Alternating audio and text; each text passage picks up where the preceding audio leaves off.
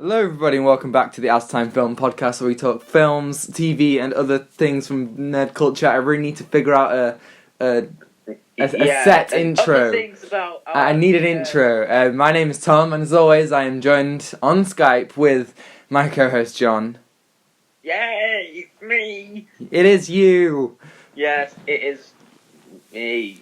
Oh, anyway. Boy, do we have an episode for you today. We've got some stuff that I'm very excited to talk about. As always, we have our news segment, and then we're going to be talking about The Mandalorian Season 2.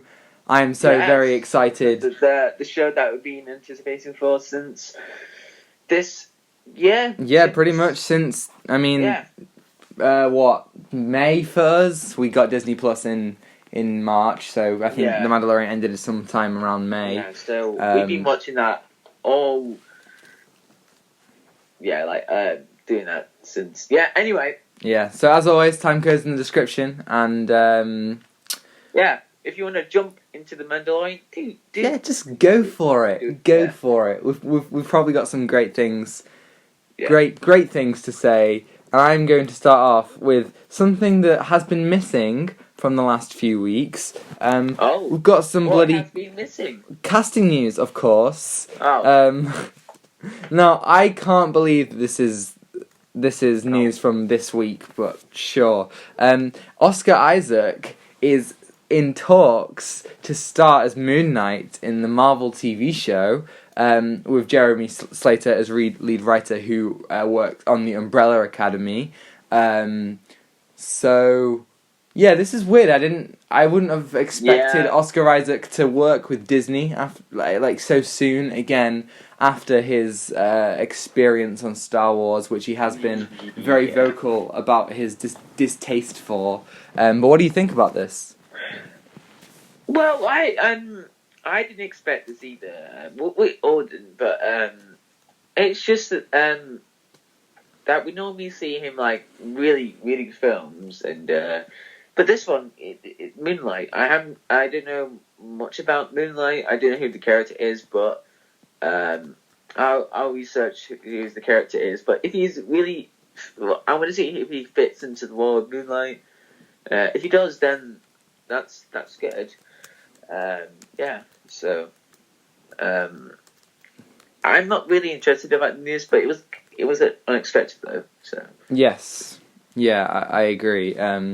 All these Marvel shows are kind of a bit like, okay, great, and then on with everything else. You know, I feel like there's just so much happening that it's like, I'll just wait till that comes out. With DC fandom, they set all the sets. They shown us. They talked everything about what they've been doing, haven't they? But Marvel, they've just been quiet and go, hey. What about this Marvel TV show? Oh, yeah. Yeah, we really don't know what's happening, and especially since there is casting news for people like She-Hulk, and then it turns out that that's actually not happening. It's very confusing. Saying that an actress is in this thing. Yeah, right. It's like who actually knows things? Whereas I feel like with what it seems. Yeah, it seems like DC are more organised in that sense, and things that are coming out are actually happening. There's Are we going to talk about Zack Snyder and Snyder Cut news, maybe? Yes, we are. Oh, okay. But I mean, you got Zack Snyder, Snyder Cut. He's doing it straight away. We'll be talking about it in a minute, but I think DC's more organised what they're doing, because I think they're making it easy for announcing things, not in a unexpected way, but in a slowly in an approachable way. You know what I mean? Yes, I do. Well, with some other Marvel news, Spider-Man 3 has just started filming, so various cast members have been seen filming in Atlanta, and the scripts have been started to send out. You know, Tom Holland did a video saying that he's got it, but he won't say anything because he's learned from past experiences. So that is filming now. Very weirdly, Uncharted has wrapped filming, which is really weird because it feels like it was filming for 2 days. That's a very weird transition because But this is very hard work for Tom Holland because you've done one film, but then you gotta do the another. So yeah, you kind of jumping into things. yeah, I think maybe it's a bit rushed for him. Maybe he's gonna go do 2 films like within 2 months. Yeah, yeah, and both pretty physically demanding films as well. You know, with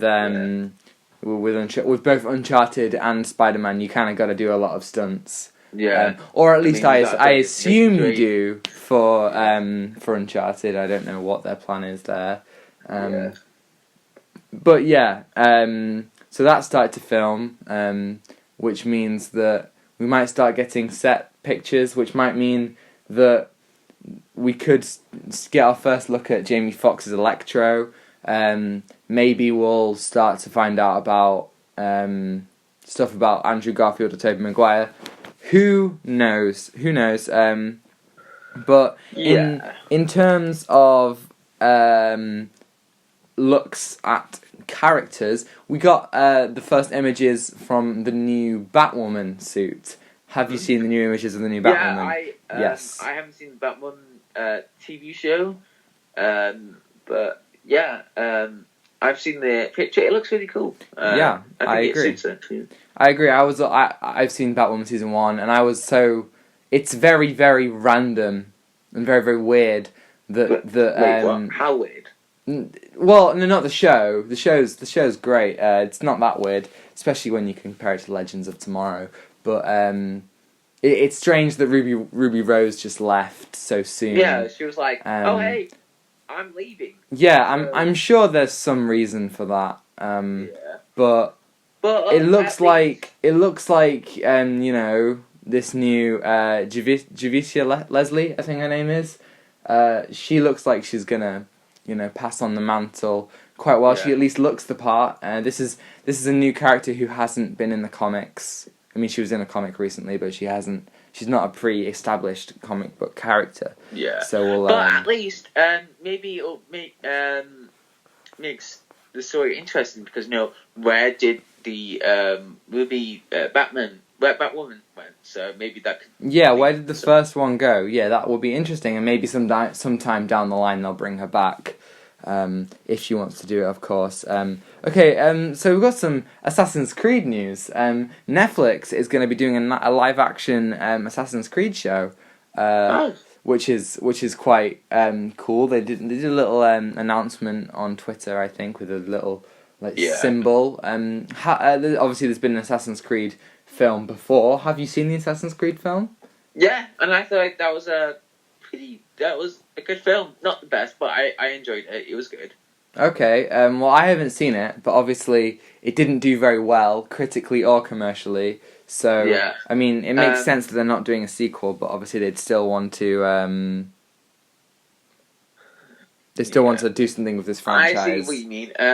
So with this live action TV show, I think that would be pretty interesting to do because I've seen the film, but the film hasn't, expanded much on the Assassin's Creed, like what they do or what they're trying to do. It's just like a bit rushed, and the story's a bit weird. So in this one, but I hope they don't make the story a bit too weird and not random, and just make it as simple as possible for this TV show. I'm happy for it.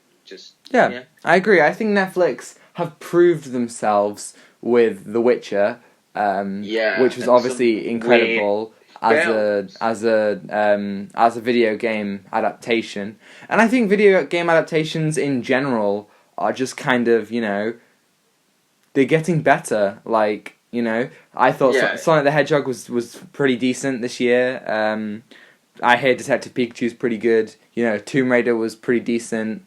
More talent are going into these adaptations, and I think that's pretty cool. So as mentioned before, the Snyder Cut has started filming, and we've started to get actual pictures from some of the cinematographers. Specifically, a picture released by Jay Olivia with Zack Snyder on a parademon cannon.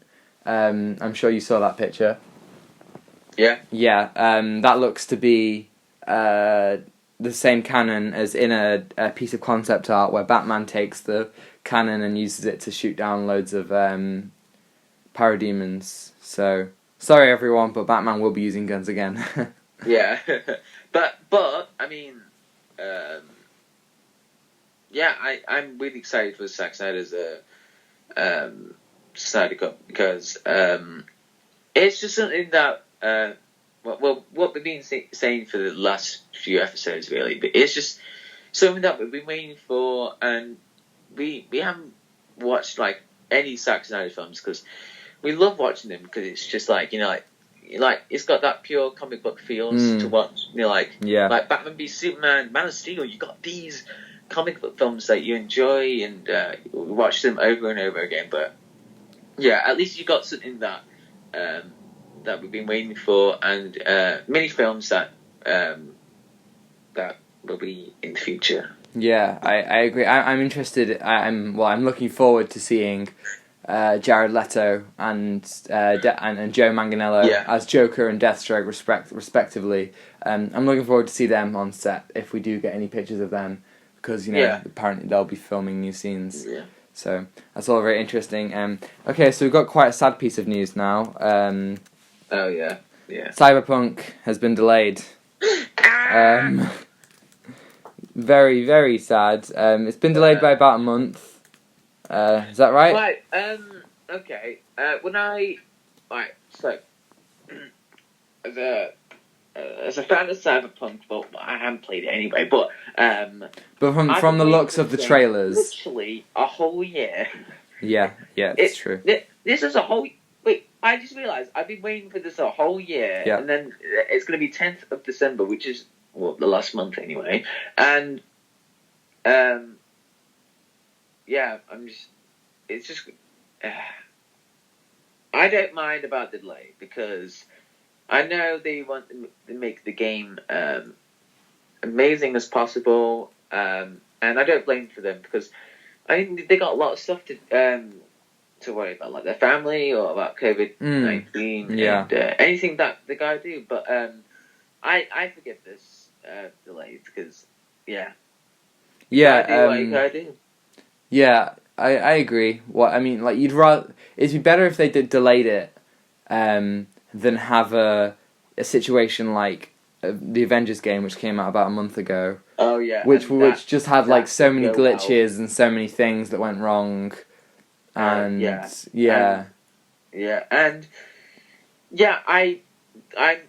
hoping that when the game comes out, there will be no bugs or anything like that. But you'll expect to see little bugs. But it's just like a rushed game is a disaster. Yes, however, I agree. Something like you've been working on for a long time is a beautiful game or something that you just worked on. Yeah, I agree. Okay, so this is some more kind of video game film news. Tomb Raider 2, which is a sequel to the 2018 film with Alicia Vikander. I think it's 2018. It's been delayed indefinitely. So I've heard about that. So this is interesting because it just kind of disappeared off the studio's schedule list. So maybe this means that we're not going to be getting. Just disappeared, like woo. Like gone. Maybe this means that we're not going to get another Tomb Raider film. But I feel like I don't need one because if we're going to get an Uncharted film, if we're going to get another Indiana Jones film, these are all very, very similar. Oh, wait, I'm sorry to go off away. When is the Indiana Jones coming out? I don't even know. 2022? Yeah, because I've heard that. Doesn't have a release date. It's happening. James Mangold is the director. Harrison Ford is still going to be in it. So I honestly have no idea what's happening. With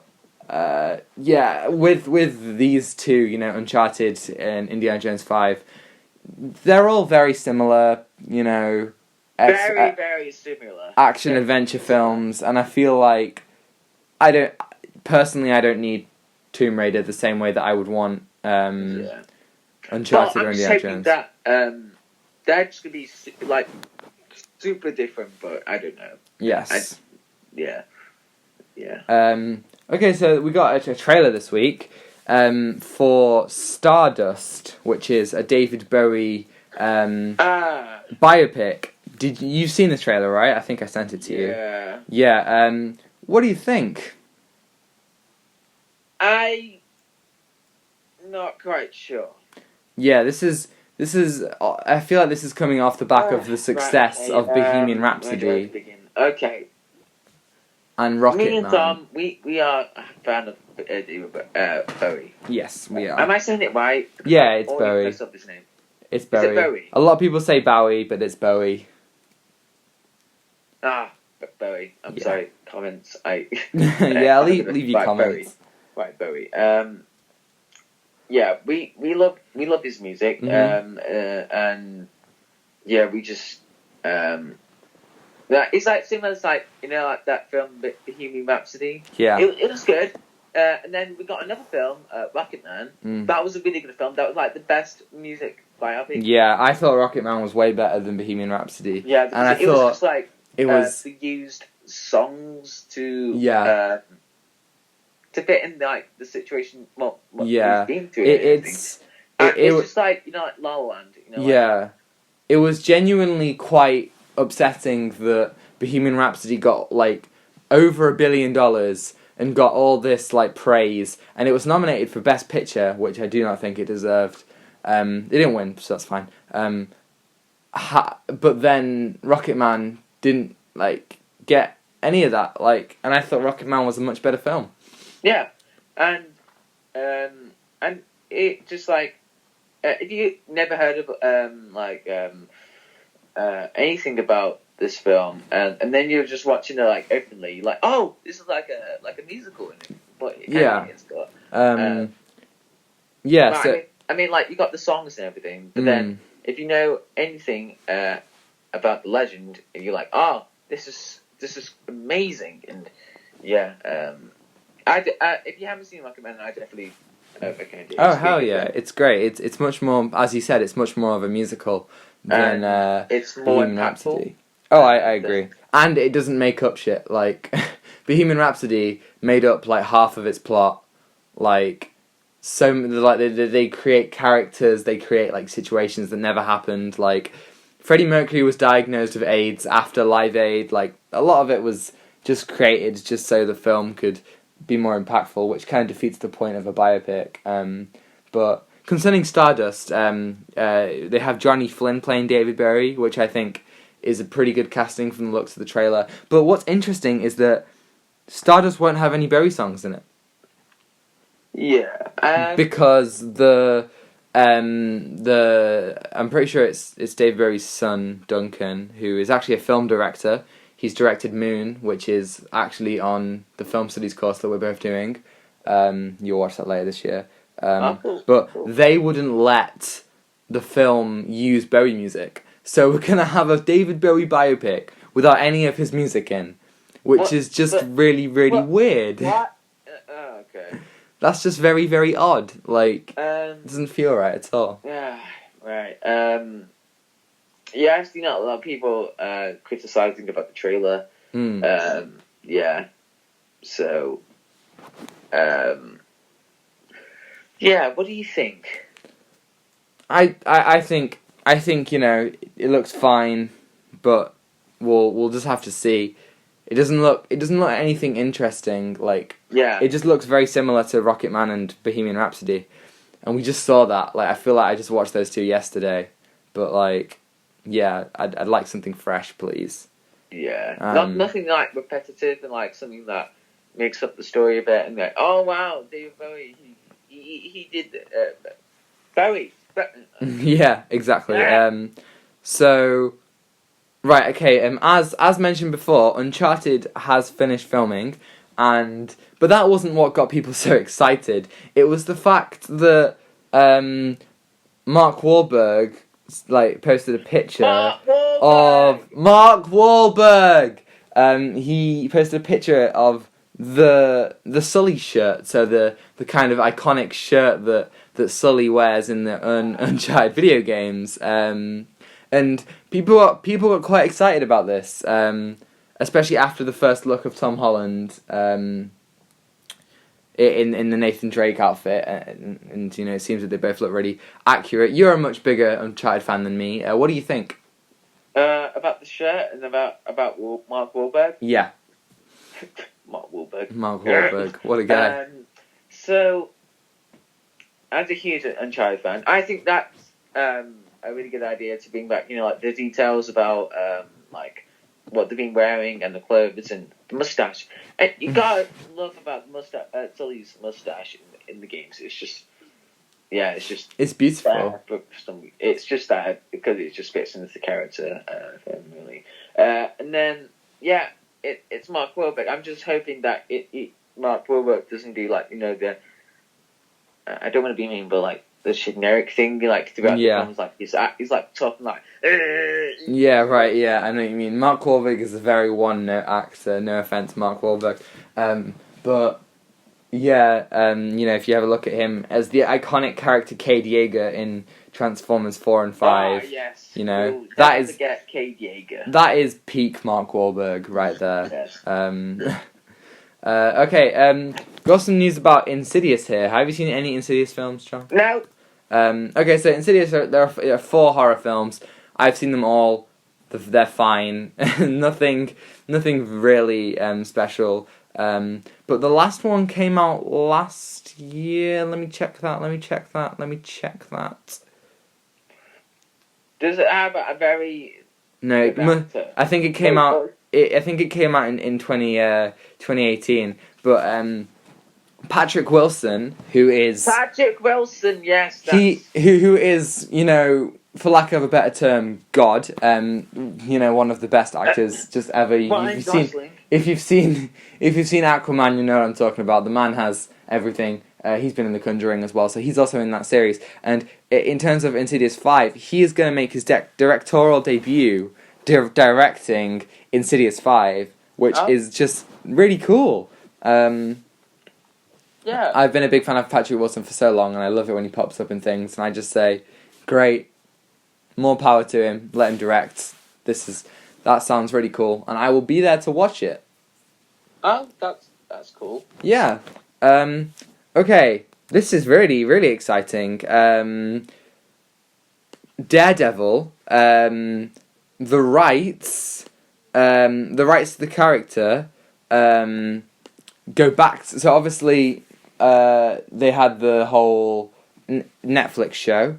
Yeah. But it turns out that Marvel Studios don't have the rights to Daredevil. But the rights go back to him in November. So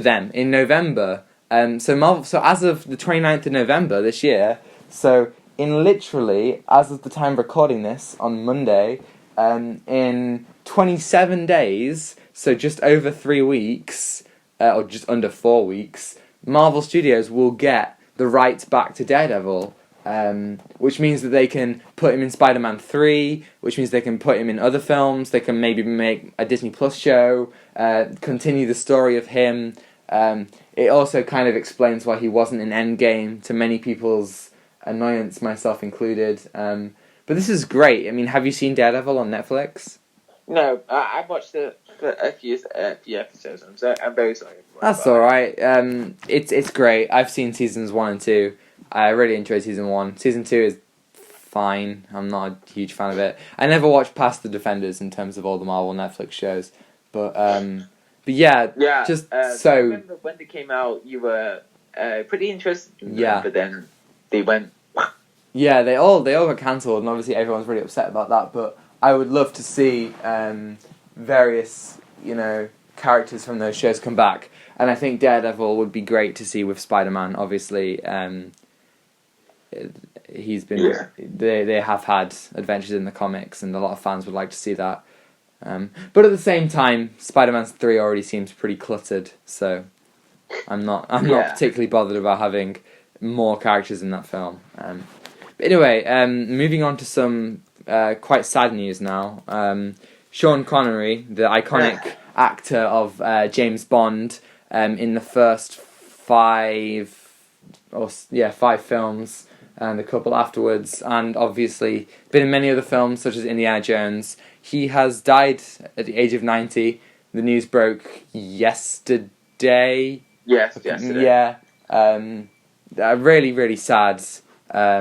He was really, really great actor. He hasn't been in much recently. But we'll know him from various things. I because obviously No Time to Die was going to come out this year, I'd watched all the James Bond films in preparation.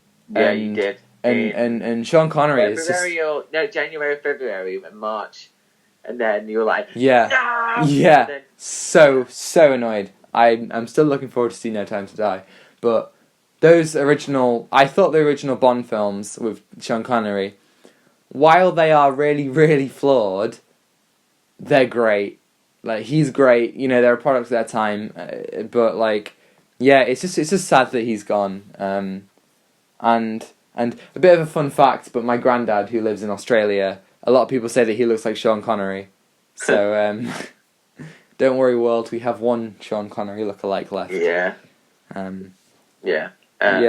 Yeah, I was quite sad about this film, this news, because I haven't seen much Sean Connery films, but I would love to watch them. I assume you've at least seen Indiana Jones, right? Yeah, I've seen... Oh, yeah! Last Crusade. Last Crusade, yeah, I've seen that, yeah. So, I mean, he's a delight in that film. He's, like, one of the best parts. He's really, really funny. It was hilarious, I loved it. Real shame to see him go, and rest in peace. Our thoughts go out to his family, and, everyone who knew him, and all his fans, I know my dad was devastated, for one. Yeah. Well, thank you, Sean Connery. Thank you for kicking off such an incredible franchise as James Bond, and all his other acting films. It really makes me want to watch things like The Man Who Would Be King or The Untouchables. Great films with Sean Connery in that I haven't seen. So I'll try to watch them in the coming days or weeks. But that's the main segment done. Which means, oh boy, I am so excited. Let's talk Mandalorian. Okay. Wait. I can do the theme. I can do the theme. I'm getting it up on Spotify. Wait.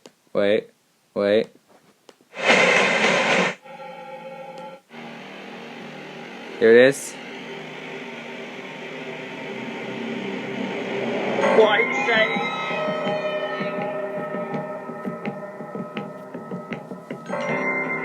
I don't even know if that came out. I just put on the Mandalorian theme because, doo-doo. Hopefully this video doesn't get copyright striked, but doesn't really matter because we're not making money off it anyway. Okay, we're gonna go straight into spoilers. There'll be massive spoilers, by the way. Yeah, so we're not gonna hold back on anything. I've seen this episode twice. I watched it on Friday and I watched it yesterday. Oh my god, I loved it. It was great. It was so good. I agree. I've heard stuff about you saying about it connects so well to the books. And, everything. Right. But it connects to the old films not the prequels. Sorry. Not the Return of the Jedi. It was Return of the Jedi. Yeah, well, it connects to so many things across Star Wars, which for someone like me and many Star Wars fans is so much fun. So I think the biggest thing is Cobb Vanth. So the Marshal in this episode, the guy who's wearing the Boba Fett armor, is straight from the books, the Star Wars Aftermath books, which I literally just read. August 2019 when I was in America, and so when I heard that Boba Fett was going to be in the show, I was like, it can't be Boba Fett because Cobb Vanth has the armor, and I didn't think that they would acknowledge it, but they did, which is so cool because this means that, like, you know, any character from the books could be in it, which is so cool. But the whole I was well, I haven't read the books, but I was like surprised, like that was Boba Fett, but then I was like, oh, it's the Marshal.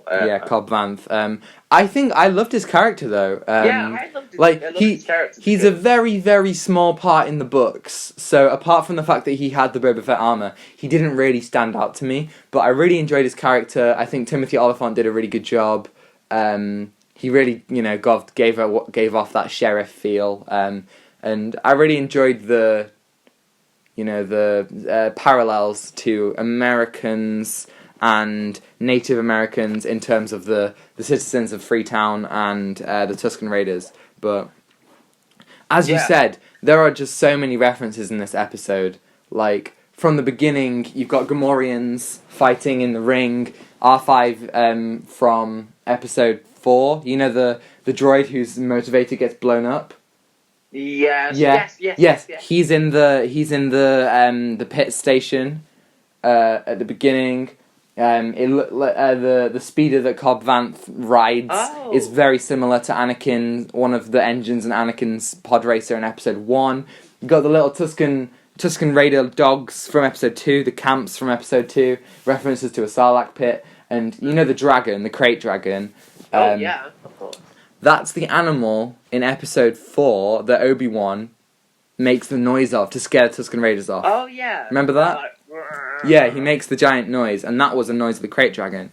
And one of the really cool things was, at the end, the Tuskens find a pearl inside the not Ender Dragon. This isn't Minecraft. The crate dragon.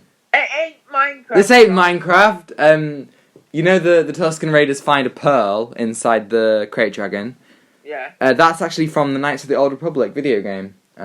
So so many really fun Easter eggs and references. When the Mandalorian... Yeah, I was confused about that pearl. I was like, are they going to use that for something? Yeah, right. That's from the Knights of the Old Republic video game. Just a cool little thing. And there's also, when the Mandalorian hits Boba Fett's jetpack. Yes. That's from episode, they just reference how that is just a damaged jetpack. And I thought that was really cool. The whole thing was just loads and loads of fun. And obviously at the end we got to see Boba Fett. Yeah, at the end. I was like, whoa. Yeah, that was really cool.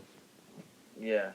So, I wonder, in terms of the story, we got, 2 people, after The Mandalorian, you got, I forgot the character from last season. He was the villain. Moff Gideon. Yeah, Moff Gideon, yeah. Yeah. So nothing from him, nothing from any of the old characters apart from the pit stop woman, I don't know her name, Amy Sedaris' character. But nothing in terms of the big story of the Empire. It was the standalone story, similar to a couple of episodes last season. Having a standalone episode is a great idea. I agree. Because you kickstart the season, and it just reminds us who is the Mandalorian is. I love the opening sequence, when he was fighting. That was great. In that whole... His his helmet too. Yes. That was super cool. What's interesting is that this episode has a very big... it really leans on the armor. So, there's the whole thing that Cobb Vanth has stolen the armor, and the Mandalorian believes it's his. By creed, he has to take it back. In the opening fight, you see that he's protected by his armor. I wonder whether he'll lose his armor at some point in this season or next season.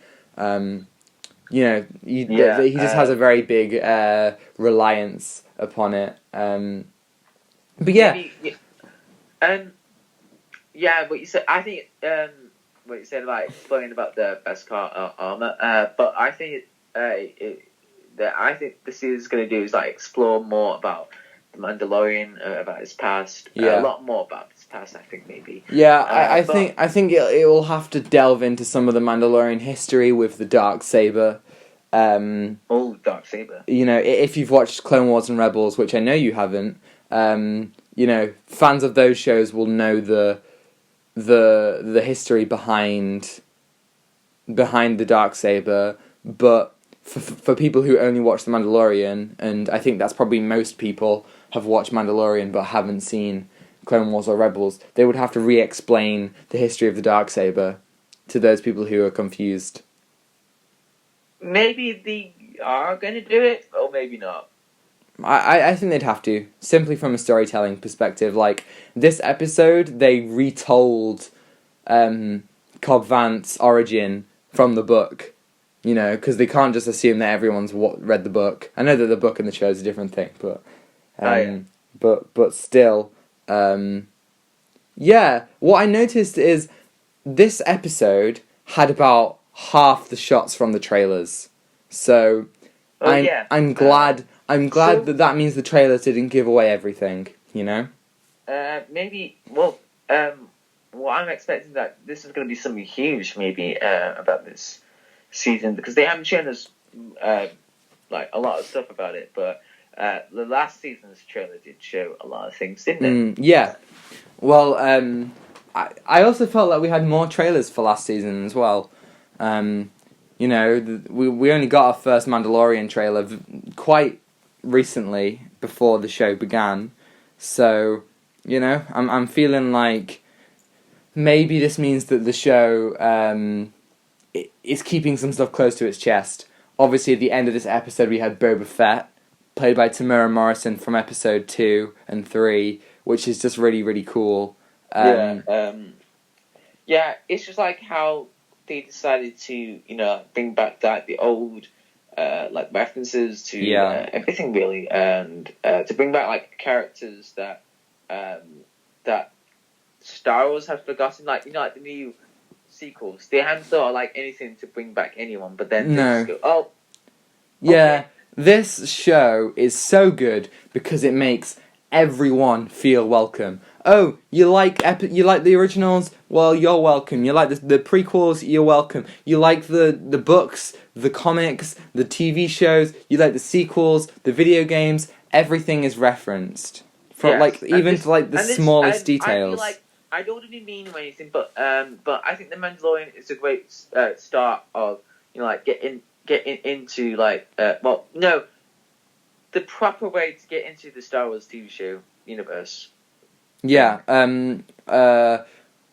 it's like we have a friend who has seen The Mandalorian but hasn't seen any other Star Wars, and to me, while it does drive me crazy because I'm like, why you gotta watch Star Wars? But it's good that you can watch The Mandalorian without any background. The experience is 10 times better if you've seen the other Star Wars shows and films, but if you haven't, you can still enjoy it and still get things from it. With The Mandalorian, it's just like a totally different Star Wars piece, or like something in the Star universe, because usually we see something to do with the Jedi, but then we see something that is just like Western. It's like a Western approach. Yeah. And, the music that goes along with it is just so good. Oh my god, Ludwig Göransson is such a good composer. When I heard the theme, I was like, oh heck yes. Honestly, he won an Oscar for Black Panther. He did the Creed music. He did Tenet. And everything he does is so well thought out and just so unique. And The Mandalorian is probably my favorite of his work. The giant flute that he uses, it's all just so incredibly who would have thought of that? Who would have thought I'm gonna get a giant flute and I'm gonna just play it? That's cool. And it has a different appropriately it has a different sound to other Star Wars shows. It doesn't not that it doesn't feel like Star Wars, but it's a different thing. And it got a lot more people to watch, didn't it? So yes. Okay, so obviously last season we had the volume, the big LED screen, which was like such a breakthrough. But this season they didn't have to build it because it was already built. So the budget went into different things like special effects. And Oh, that's great. I thought that this episode looked like better than some movies. Like this looked like such good quality. I agree with you. Yeah, I do. Yeah. Yeah, they done the CGI really well. And the cool thing about this episode that well, they got the dragon. So when the dragon came out with the huge massive battle, the screen just made it wider. The aspect ratio changed, and that's a very like IMAX thing. You know, it made it. Obviously, the Snyder Cut is gonna be using a different aspect ratio to what Justice League, the theatrical version, used, because you get to see much more, and that's really really cool in The Mandalorian to see the aspect ratio change and the giant battle. What did you think about the battle? Because I thought it looked great. I thought it was really tense and fun and just like I thought it was really really fun to watch. Like it's intense. Like you got these two. You got these sand people. No, not sand people. Well, they are sand people. Tusken Raiders. Tusken Raiders, and then alongside with the village. Yeah. And then, it's just really exciting to watch, really. And you got the music, and you got the the credits to. But the battle, I really love it. It's just really good. But the credits, I want to talk about, like, every time I watch The Mandalorian, you gotta stay for the credits. Because the concept art is so good. And you know that I love my calendars. There's the Mandalorian calendar for 2021 has all of those pieces of concept art. So I'm hoping. Where can I buy it? Yeah, I'm hoping to get that and maybe cut out some of the concept art and frame them because they look so cool. But yeah, I love, like, you know when Mandalorian and Cobb Vanth decide to intervene and they both fly in the air. Oh, I just got so excited because, like, this is the first time that we've ever seen like two like Mandalorians with such. Obviously, we had Mandalorians all flying about in episode 3 of last season, but we're talking about two Mandalorians who we two like main characters like fighting together, and it really really looked great with the CGI. And Jon Favreau really proved, I bet he used some of his skills that he learned when he was doing Iron Man to make that look like really really cool. Yeah, I agree with you there. Yeah. And what else? The child. Yes. Yes. Nothing too massive about the story. Yeah, no, he wasn't. He wasn't in it loads, but he had some cute. He had some cute moments. Yeah, he's always cute. It's interesting that this season seems to be about the Mandalorian Din finding other Mandalorians to help him in his quest to find where the child. Yeah, it's either going to be the species of the child or the Jedi. Which is interesting because, if the rumors are true and Ahsoka is in this season, then that will mean that, he meets a Jedi. So it's interesting how they're going to do that. Anything else you want to say? Nope. Okay, so I'm going to round out. We'll do this every week when we talk about Mandalorian. What do you think they're going to do with the next episode? Do you think they're going to follow up on Boba Fett, or do you think they'll do something different? Well, yeah, I think they're going to follow up on Boba Fett because they just can't go, Boba Fett, and just go away. But I think the Mandalorian's got to do something with the Beskar armor. Maybe you're going to put it somewhere special, but then then Boba Fett would just take and go, haha, this is mine now. So, yeah. Yeah, I agree. I think it would be appropriate for Boba Fett to, because we didn't see the Mandalorian leaving. We never saw him leave Tatooine. We never see him return to the Razor Crest.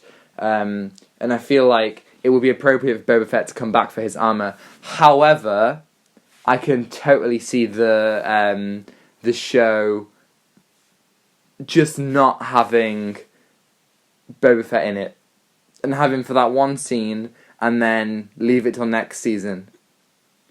Like, I don't want that, but at the same time, I do want that. Like, it would actually be quite fun and interesting to just have Boba Fett being used for that one teaser, and then have him be next season. Because at the end of the day, I'm more interested in the actual story, like the actual characters of the show, than just doing cameos for no reason. Like, I think at this point, like, we don't know what's going on with Boba Fett, but if we saw him again next season, I would be fine. If we saw him again this week, I don't know how I feel about that. I mean, cool. I'm sure it'd be great, but I don't want 2 episodes in Tatooine.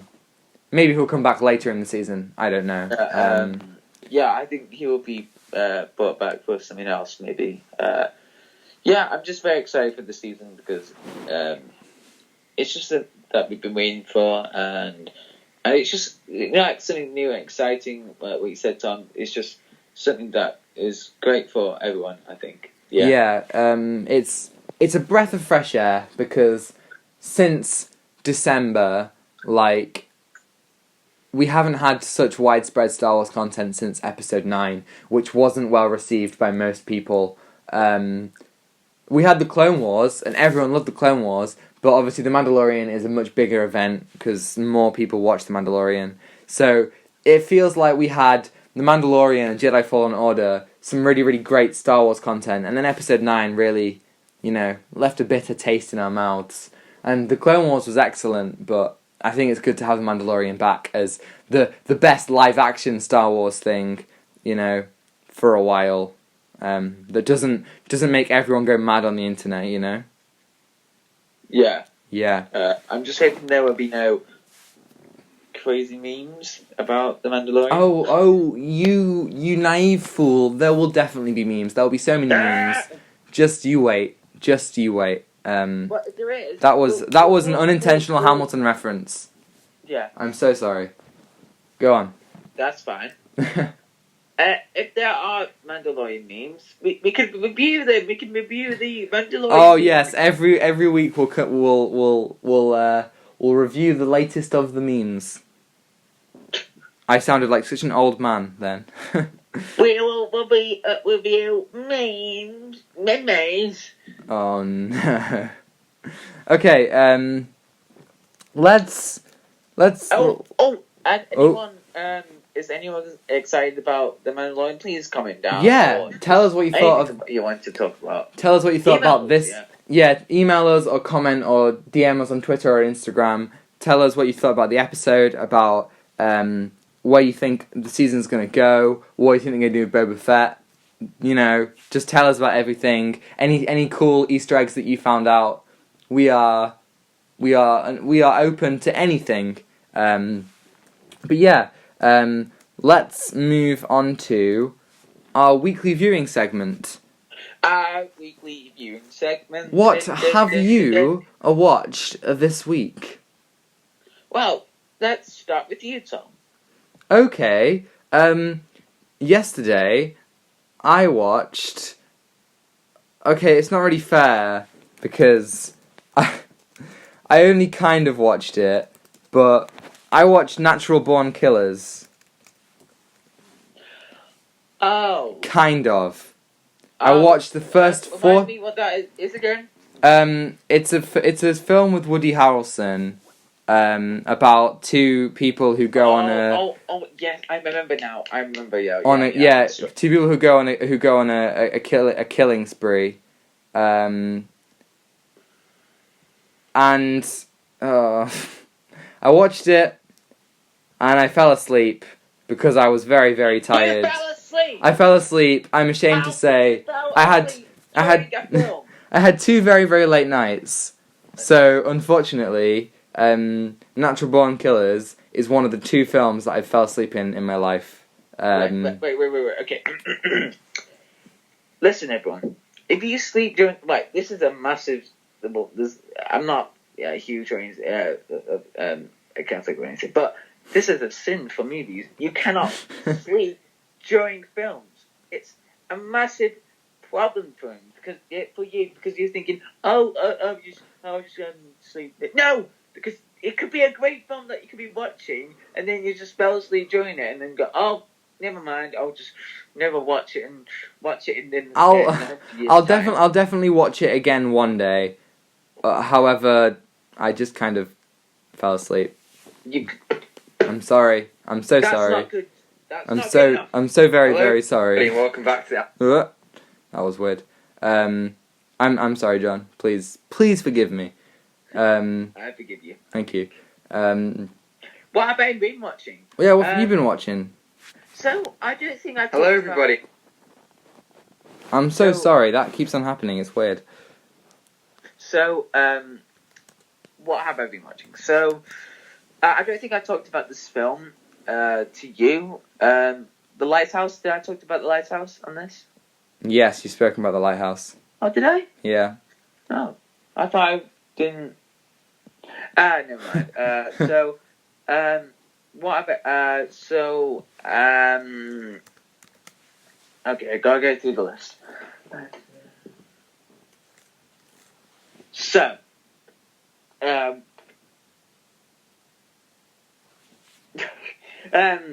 not quite sure what I watched this week. No? I know. I think I've watched something this week, but no, there's nothing really. Oh, okay. Shame. Well, I'll... Yeah, shame on you as well because you didn't watch the whole movie, but you slept through it. Sorry. I'll throw out a final thing that I watched then, and then we'll wrap up. We've got no emails again this week, so yay! Yay, emails! Okay, so I started watching Phineas and Ferb on Disney Plus, which is just like, it's such a fun show. I'm actually 2 episodes in, and I've seen a lot of it before, but it's just great to watch it again. I love the tropes of the show already. Perry the Platypus and Dr. Doofenshmirtz, like, it's just hilarious, and some of the stuff are just great. Like, yeah, just a really, really fun show. Without... did we cover... Yeah, we did. Yeah. Well, that's it for this week. This is our shortest episode yet. 52 minutes as of right now. We got no emails. So if you do want to get in touch with us, tell us about the Mandalorian. Tell us about any news that you did, anything you watched, or anything you recommend. Leave a comment or contact us on Twitter or Instagram or Gmail. We're at outoftimefilmpod@gmail.com. On Twitter and Instagram we are at outoftimefilmpod. You can find me on Twitter at Tom the Boardman. If you want to find about me, I'm ComedyJohn42 on Twitter. Next week we're going to be talking off the back of news about Jared Leto's Joker. We're going to be talking about comic book movie characters we like to see return in another film. And then the week after that we're going to be doing, this is actually the first time John's ever hearing about this.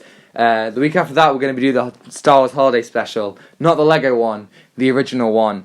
I'm gonna make you watch the original Holiday Special, John. I'm sorry. I'm so sorry. That's fine. I've watched like the first 10 minutes and it's dreadful. It's so bad. But we're gonna watch it. We're gonna watch it. I promise you. Oh no! It's like Fast and Furious 2. Oh, it's worse than Fast and Furious 2. You just wait. I refuse to do another Hamilton reference. But anyway, yes, if you liked what you saw here, leave a like. We have another 9 podcasts out already, ranging from things like Tenet and The Boys. We got loads of content for you to sink your teeth in if you want. Subscribe if you want to see more. We've got things coming out every Sunday. This week's episode is out on a Monday because I was very I wasn't hungover because I didn't drink anything, but I was very, very tired. Hence why I fell asleep during Natural Born Killers, and we didn't want me falling asleep during the podcast. But anyway, that's it from us this week. Any final words, John? My name's Indigo Montoya. You killed my father, but I had to die. Oh, what a good film. That's a great film, man. Princess Bride. Watch it if you haven't. It's awesome. Yeah, I watched it. What a film.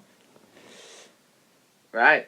Right, yeah. So, without... This is, wrapping up for this week's episode. Yes, yeah. Reminder to stay safe, folks. Us here in England have just gone into a 4-week lockdown.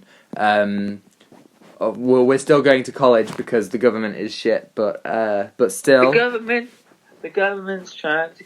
Sorry. I mean, yeah. But hey, if anyone likes political satires, the old puppet show Spitting Images has just come back, and if you want to read more about political satire, read The Private Eye. It's hilarious. Yeah, right. Private Eye and Spitting Images. They do some great satire and comedy. It's just great content if you're interested in that. But we're a film cut podcast, so we ain't gonna cover that boring ass shit. But yes, please do stay safe. To stay tuned in if you want to listen to more. Stay tuned for next week. Yes, and we will see you then. So without further ado, take what you're given. Give nothing back. Goodbye.